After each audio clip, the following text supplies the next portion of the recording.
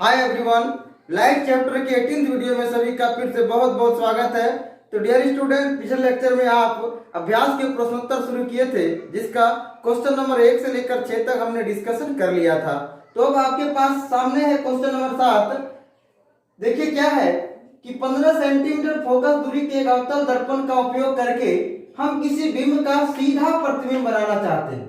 बिंब का दर्पण से दूरी का परिसर क्या होना चाहिए? तो क्वेश्चन है कि हमें एक अवतल दर्पण का उपयोग करना है और वस्तु का हमें सीधा प्रतिबिंब बनाना है। तो सीधा प्रतिबिंब बनाने के लिए उस अवतल दर्पण के सामने आप वस्तु को कहां रखेंगे?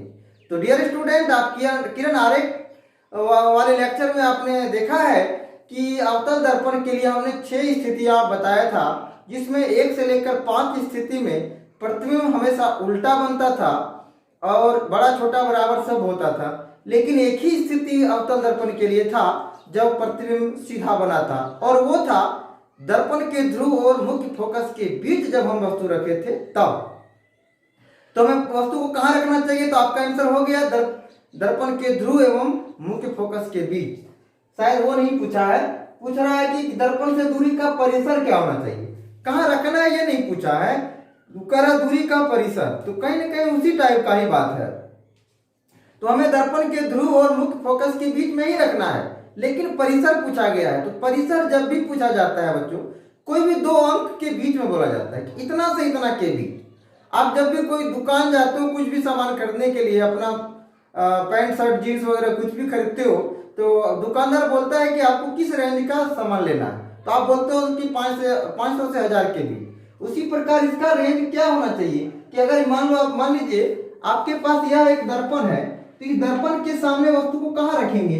यहाँ कहां पर? तो हम कहेंगे कि दर्पण के ध्रुव और फोकस के बीच, या ध्रुव से फोकस के बीच कितनी दूरी है पहले उसको आप देख लीजिए। ध्रुव को आप मूल बिंदु यानी 0 मानेंगे और फोकस दूरी को आप देखिए कितना है, तो 15 है। तो 0 से 15 के बीच रखा जाना चाहिए। ठीक है बच्चों। फिर कहता है प्रतिबिंब की प्रकृति कैसी है? तो दाईं तरफ जब भी अवतल दर्पण में बना था तो उसकी प्रकृति था आभासी, वास्तव में प्रतिबिंब नहीं बनता था बच्चों। तो प्रकृति हो गया आभासी। फिर है प्रतिबिंब बीम से बड़ा है या छोटा? ये भी आपको पता है कि प्रतिबिंब बीम से बड़ा बना था बच्चों। और नेक्स्ट है इस स्थिति में प्रतिबिंब बनने के लिए किरण आरेख खींचे। सबसे मेजर पार्ट यही है बच्चों, इसी के लिए हमने बोर्ड पे क्वेश्चन लिखा है, इसके लिए किरण आरेख खींचना है। तो बस आप जानते हो अवतल दर्पण सबसे पहले बनाइएगा, या पहले मुख्य अंक खींच लीजिए, बेहतर यही होता है बच्चों। मुख्य अंक खींच लीजिए, यहां से आप नाप लीजिए इंच से 5-5 का रेंज में। ठीक है बच्चों, 5 नहीं, फोकस 15 है ना, तो हम सोचते हैं कि ये 10 है बच्चों। कितना है? 10, 20। फिर इधर भी वैसा ही कर लीजिए आप, 10, 20। ये हो गया। यहां पर आप एक अवतल दर्पण रख लीजिए बच्चों। किरण आरेख आप ऐसे ही बनाइएगा, मुख्य अक्ष पहले खींच लीजिएगा, बेहतर होगा। और जहां मूल बिंदु सोचिएगा उसी जगह पर आप दर्पण हो चाहे लेंस हो रख दीजिए। ये हो गया आपका 15 सेंटीमीटर फोकस दूरी का एक अवतल दर्पण। ये हो गया इसका 15 सेंटीमीटर फोकस दूरी। ये हो गया इसका ध्रुव, ये हो गया फोकस। तो आपको पता है कि हमें वस्तु को रखना होगा इन दोनों के बीच, यहां और यहां के बीच। ये अगर F है तो ये हो गया आपका C। ठीक है बच्चों, अवतल का सारा चीज बाईं ओर ही होता है, इसलिए इधर कुछ नहीं लिखेंगे, वैसे ही छोड़ दिए। अब हमें रखना है यहां वस्तु, तभी हम जानते हैं कि सीधा प्रतिबिंब बनेगा। तो किरण आरेख उसका खींचना है। अब बताइए, हम एक वस्तु ले लिए ए बी, यहां पर आपके लिए क्या क्या कंडीशन बनता है बच्चों?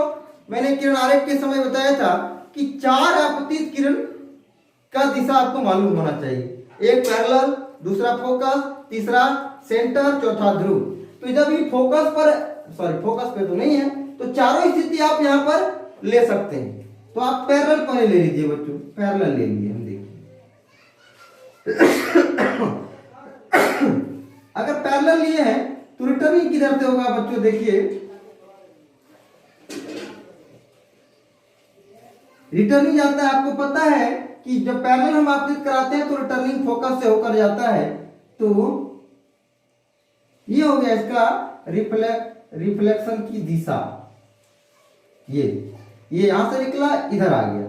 दूसरा किरण देखना होगा आप, ऐसे दूसरा किरण आप चाहे तो ध्रुव पर भी ले सकते हैं, चाहे तो सेंटर को भी टारगेट करके ले सकते हैं। मतलब आपतित प्रकाश की दिशा उधर होगी, लगेगा सी से आ रहा है, थोड़ा डिफिकल्ट लग रहा है तो उसको नहीं लेते हम लोग लेते हैं ध्रुव। क्या बच्चों?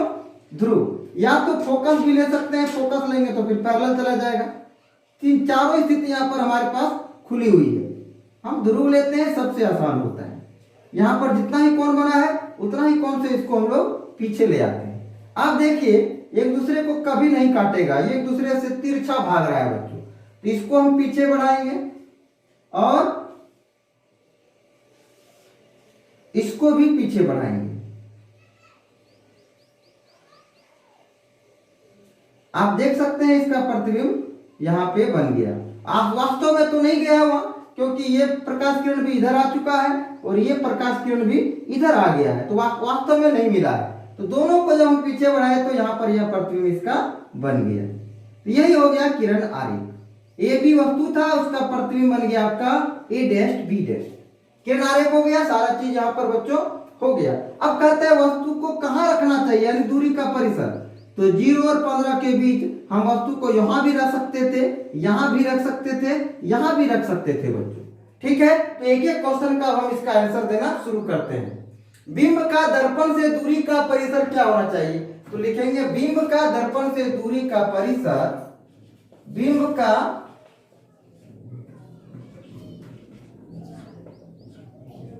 का दर्पण से दूरी, दर्पण से दूरी का परिसर 0 से 15 सेंटीमीटर के बीच होनी चाहिए, बीच होनी चाहिए। यह हो गया बच्चों। फिर नेक्स्ट क्वेश्चन है कि प्रतिबिंब की प्रकृति कैसी है? तो आप किरण आरेख में देख सकते हैं प्रतिबिंब आभासी है, प्रतिबिंब की प्रकृति आभासी है, या सीधा कहिए प्रतिबिंब आभासी है। प्रतिबिंब आभासी प्रकृति का है, लिख दीजिए प्रतिबिंब आभासी प्रकृति का है। एक एक क्वेश्चन का आप आंसर देते चले जाइए। फिर कह रहा है कि प्रतिबिंब बिंब से बड़ा है या छोटा? तो आप देख सकते हैं इतना बड़ा वस्तु था, इतना ही बड़ा वस्तु था, इतना बड़ा प्रतिबिंब है। लिखेंगे प्रतिबिंब बिंब से बड़ा है, प्रतिबिंब बिंब से बड़ा है। बच्चों बिंब और वस्तु एक ही होता है, प्रतिबिंब बिंब से बड़ा है।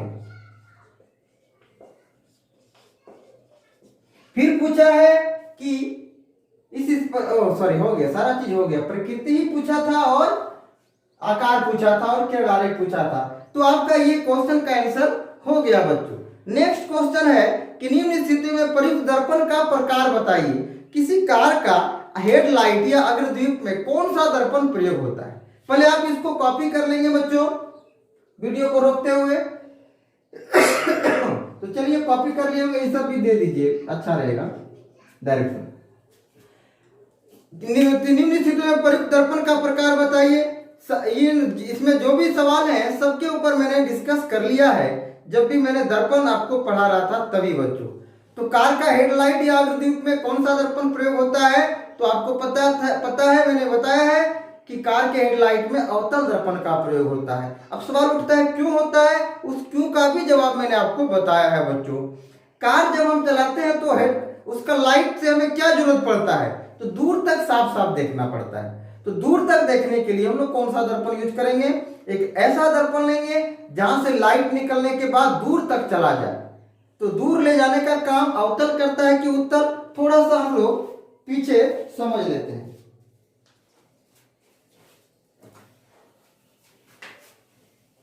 इसको आप मिटा देते हैं बच्चों।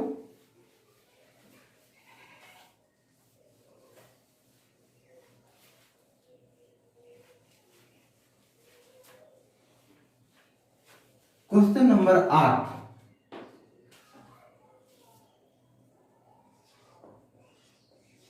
निम्न स्थितियों में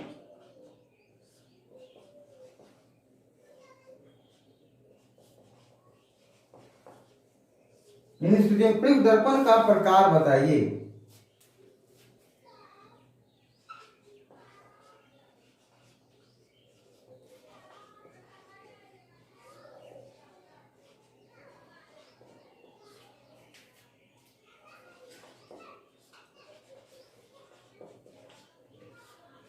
क्वेश्चन लिखने से वीडियो लंबा हो जाता है बच्चों।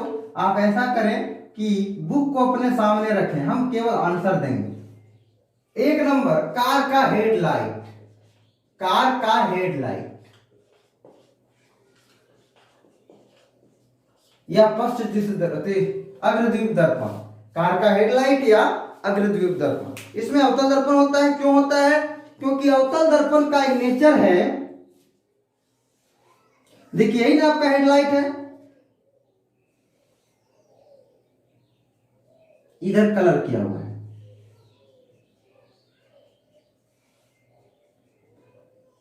आपको पता है कि अगर हम फोकस पर रख दें, फोकस पर, इसका जहां फोकस है वहां पर एक हम बल्ब लगा दें, तो क्या होगा? इसे सब डायरेक्शन में लाइट निकलेगा बच्चों।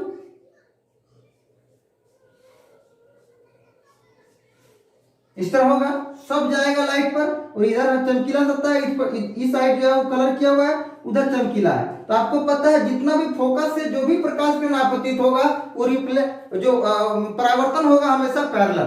अब चलिए हम अवतल की जगह पर उत्तल लेके देखते हैं क्या होगा। उत्तल दर्पण,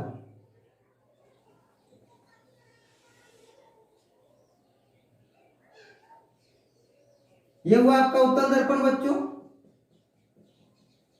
हेडलाइट सामने होगा, बल्ब आप इधर रखिएगा। अगर इधर आप बल्ब रखे हुए हो तो ये क्या है? कलर किया हुआ है, ये प्रकाश को पार नहीं होने देगा, एब्जॉर्ब कर लेगा। कोई बात नहीं, हम लाइट को हम इस पट्टी सेट कर दें, हम इस पट्टी सेट कर देते हैं बच्चों। देखिए अब क्या होगा, अभी भी इससे होकर के इस पर आके अब सब आपतित होगा। आपको पता है कि इस पर जब पड़ेगा तो इस पर लंब किधर होगा? देखिए इसका तो सेंटर इधर है बच्चों, तो यहां से जब हम इसको मिलाएंगे, अब ये इधर जेड डिग्री कोण बन रहा है, उतना डिग्री कोण से उधर जाएगा। तो ये पता हो आपको होना चाहिए कि ये इधर पैरेलल नहीं जाता है, ये चला जाता है उधर, ये चला जाता है बच्चों उधर। ऐसा संभव नहीं है। हम अगर जबरदस्ती भी कर ले कि नहीं, हमको उसका फोकस पे नहीं रख के उस पट्टी में रखना है, क्योंकि फोकस पे आप अगर रखते हो तब तो उसका फोकस दूसरी ओर होता है उत्तल दर्पण के लिए, वो उससे प्रकाश अवशोषित हो जाएगा, वो परावर्तित ना होकर के अवशोषित हो जाएगा। और हम सोचते हैं कि नहीं, हमको जबरदस्ती उतले लेना है।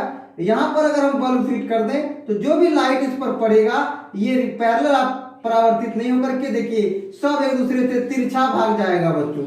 एक दूसरे से किधर चला जाएगा? लाइट तिरछा, ये सीधा जाएगा ही नहीं। इसलिए हम लोग उत्तल दर्पण का ना प्रयोग करते हुए अवतल दर्पण का प्रयोग करते हैं। देखिए अवतल दर्पण यहां पड़ा, यहां से हम लोग सेंटर यहां है, लंब डाल दीजिए, जितना कोण यहाँ है उतना ही कोण से ये पैरेलल ही निकलेगा। जहां भी ले लीजिएगा ये उतना ही पैरेलल ही निकलेगा बच्चों, ये भी पैरेलल ही निकलेगा। किरण आरेख वाला पार्ट में हमने आपको बताया है बच्चों, उस किरण आरेख का वीडियो देखने के लिए आप यहाँ पर आई का आइकॉन बना होगा, उस पर क्लिक करके साइंस वीडियो का प्लेलिस्ट देख सकते हैं। तो चलिए, कार का हेडलाइट में कौन सा दर्पण प्रयोग होता है? तो आंसर होगा अवतल दर्पण का। आंसर क्या होगा बच्चों? अवतल दर्पण का प्रयोग करते हैं। कहां रखने पर? तो हेडलाइट के फोकस तल पर हम प्रकाशिक स्रोत को रख देते हैं या बल्ब जो फिट करते हैं। तो चलिए इसका आंसर लिख दीजिए, किसी कार के हेडलाइट में हम अवतल दर्पण का प्रयोग करते हैं और उस अवतल दर्पण को उस हेडलाइट के फोकस तल पर एडजस्ट या सेट कर दिया जाता है। ठीक है बच्चों। तो दूसरा होगा, किसी वाहन का पश्च दृश्य दर्पण में कौन सा दर्पण प्रयोग होता है? किसी वाहन के पश्च दृश्य दर्पण, किसी वाहन के पश्च दृश्य दर्पण, पश्च दृश्य दर्पण, इसमें कौन सा दर्पण प्रयोग होता है? तो पीछे देखना है बच्चों, तो पीछे देखना है आपको पीछे देखना होगा तो प्रतिबिंब कैसा चाहिए, सीधा चाहिए, यानी पीछे जो भी आ रहा है सब आपको सीधा दिखना चाहिए। तो सीधा कौन कौन बनाता है, देखिए अवतल भी बनाता है, उत्तल भी बनाता है, समतल भी बनाता है। अब जब सीधा चाहिए तो हम क्या तीनों दर्पण यूज कर सकते हैं? नहीं। अब पीछे देखना है, पीछे का बहुत बड़ा क्षेत्र भी दिखना चाहिए, नहीं तो जितना बड़ा दर्पण है उतना ही बड़ा प्रतिबिंब बन जाए तो फिर आप एक ही आदमी का फोटो देख पाएंगे दर्पण में, बाकी कुछ दिखेगा ही नहीं। तो इसलिए हम लोग समतल दर्पण का प्रयोग नहीं करते हैं। क्यों? क्योंकि समतल दर्पण हमेशा वस्तु का बराबर प्रतिबिंब बनाता है, जितना बड़ा वस्तु है उतना ही बड़ा वो प्रतिबिंब बनाता है। तो एक अगर कोई साइकिल या बस या ट्रक कुछ भी होगा पीछे तो एक ही चीज दिखेगा, बाकी नहीं दिखेगा। और एक चीज, अगर हम अवतल दर्पण का उपयोग कर ले तो क्या होगा? अवतल दर्पण आपको पता है तीनों नेचर का प्रतिबिंब बनाता है, बड़ा छोटा बराबर तीनों। तो अवतल दर्पण में जैसे जैसे स्थितियां बदलते जाएगी, यानी जैसे जैसे वो नजदीक आते जाएगा, पहले तो उल्टा बनेगा प्रतिबिंब, जैसे जैसे सामने आएगा थोड़ा बड़ा बनेगा प्रतिबिंब, और सामने आएगा तो सीधा बन जाएगा प्रतिबिंब। यानी कि ये डरावनी बात हो जाएगी, चीजों का आकृति बदलते चला जाना, कभी छोटा कभी बड़ा कभी उल्टा कभी सीधा हो जाएगा। तो हम लोग अवतल दर्पण का प्रयोग नहीं करेंगे, क्या यूज करेंगे? उत्तल दर्पण का प्रयोग, क्योंकि उत्तल दर्पण हमेशा वस्तु का सीधा प्रतिबिंब बनाता है और छोटा प्रतिबिंब बनाता है। इसलिए हम लोग वाहनों में पश्च दृश्य दर्पण के रूप में उत्तल दर्पण का प्रयोग करते हैं। चलिए आंसर लिखिए, हम वाहनों में पश्च दृश्य दर्पण के रूप में उत्तल दर्पण का प्रयोग करते हैं, क्योंकि उत्तल दर्पण किसी भी बिंब का हमेशा सीधा एवं छोटा प्रतिबिंब बनाता है, जिस कारण पीछे के बहुत बड़े क्षेत्र को देखने में आसानी होती है। चलिए बच्चों हो गया।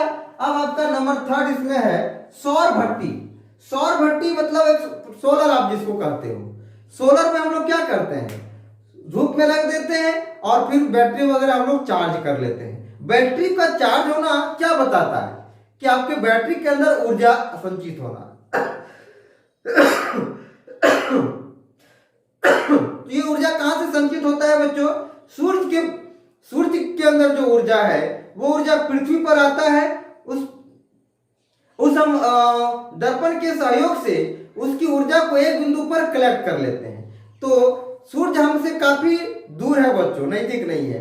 तो दूर से जो भी प्रकाश किरण आएगा किसी भी दर्पण पे या किसी भी सतह पे, तो आपको पता होना चाहिए कि वो पैरेलल ही आता है। तो जितना भी प्रकाश किरण आएगा सब कैसा आएगा? पैरेलल। ये सोचिए कि ये आपका अवतल दर्पण है और पृथ्वी पर सूर्य से बहुत सारा अनगिनत लाइट आ रहा है, पैरेलल, सब पैरेलल। सब जब पैरेलल आ रहा है तो सब रिटर्निंग एक ही बिंदु पर होगा, वो होगा फोकस। वो क्या होगा बच्चों? फोकस।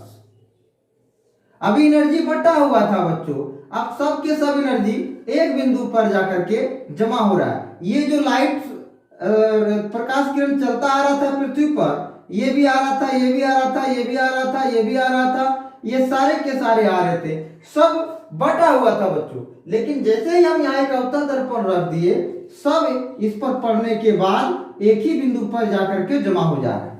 तो इस बिंदु पर जो जमा हो रहा है, इस बिंदु को हम लोग फोकस कहते हैं। तो सौर भट्टी वही करता है, सूर्य से आने वाली प्रकाश को एक बिंदु पर केंद्रित कर लेता है और वहां अत्यधिक मात्रा में ऊष्मा उत्पन्न हो जाता है बच्चों। तो सौर भट्टी में हम लोग कौन दर्पण यूज करते हैं? आप देख सकते हैं, अवतल दर्पण का उपयोग करते हैं। तो आंसर लिखिए, सौर भट्टी में अवतल दर्पण का उपयोग किया जाता है, क्योंकि अवतल दर्पण दूर से आने वाली सभी प्रकाश किरणों से एक बिंदु पर उसकी ऊर्जा को संचित कर लेता है। चलिए हो गया बच्चों। अब आपका नेक्स्ट सवाल होगा क्वेश्चन नंबर 9। यदि किसी उत्तल लेंस का आधा भाग काले काले से ढक दिया जाए तो क्या यह किसी बिंब का पूरा प्रतिबिंब बना पाएगा? यही क्वेश्चन है। अगर बना पाएगा या नहीं बना पाएगा इसको आप समझाएं। तो डियर स्टूडेंट, आप दर्पण लो चाहे लेंस लो, प्रतिबिंब जहां बनने की बात होती है वो आधा से भी प्रतिबिंब बना सकता है और पूरा से भी प्रतिबिंब बना सकता है। अब आधा और पूरा में फर्क क्या हो जाता है वो देखिए। अगर आप रूम में पढ़ाई कर रहे हैं, चारों तरफ खिड़की वगैरह बंद कर दीजिए। क्या आपके रूम में जरा भी सूर्य का किरण से जो ऊर्जा है आपके रूम में प्रवेश नहीं कर रहा है? तो कर रहा है बच्चों, जरूर कर रहा है। आपने रास्ता बंद कर दिया है फिर भी आपके रूम में प्रकाश है, बहुत कम मात्रा में है, इंटेंसिटी लो है लेकिन है।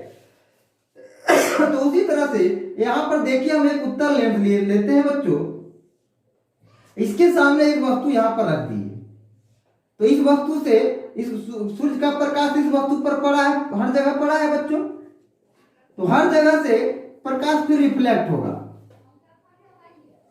एक यहां रहेगा, फिर यहां से भी रहेगा, फिर यहां से पैरेलल वाला सब सोच लेते हैं पहले हम लोग बच्चों, ठीक है।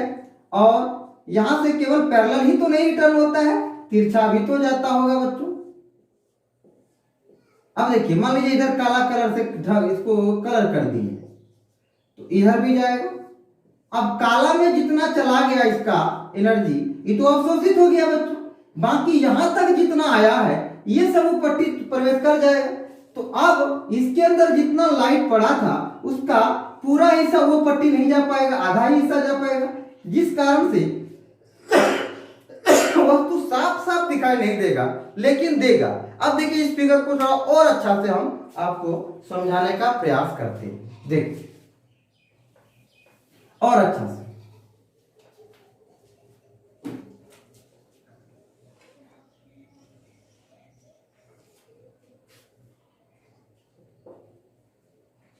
मान लीजिए हम इसका ऊपर ही रंग काला कर दिए, कलर कर दिए, हमारा नीचे तो है ठीक ठाक, यहां पर हम एक वस्तु रख लिए।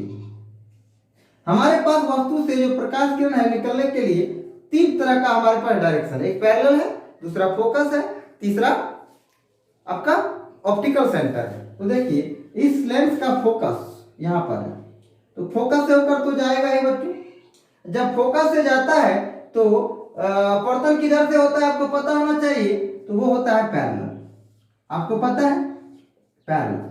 दूसरा हमने प्रकाशिक केंद्र से लिया, यहां पर लिया, यहां पर से ले लिया बच्चों, इधर कलर तो नहीं है ऊपर कलर है, तो यहां से ये सीधे निकल जाएगा, आपको पता है प्रकाशिक केंद्र से होकर जाने पर वो सीधा निकल जाता है। तो यहां इस बिंदु ए का प्रतिबिंब देखिए यहां पर बन गया, क्या बन गया। अब हमें इस पूरे वस्तु का प्रतिबिंब चाहिए तो यहां से लंब डाल देते हैं, तो आप देख पा रहे होंगे इस पूरे का प्रतिबिंब बन गया। तो हम क्या कहेंगे, प्रतिबिंब बनेगा या नहीं बनेगा? तो आंसर होगा प्रतिबिंब बनेगा, परंतु वो प्रतिबिंब उतना चमकीला नहीं होगा, धुंधला होगा बच्चों, ठीक है। तो प्रतिबिंब कैसा होगा? धुंधला होगा। चलिए हम इसको और ढंग से ही कर देते हैं, F1 to F1,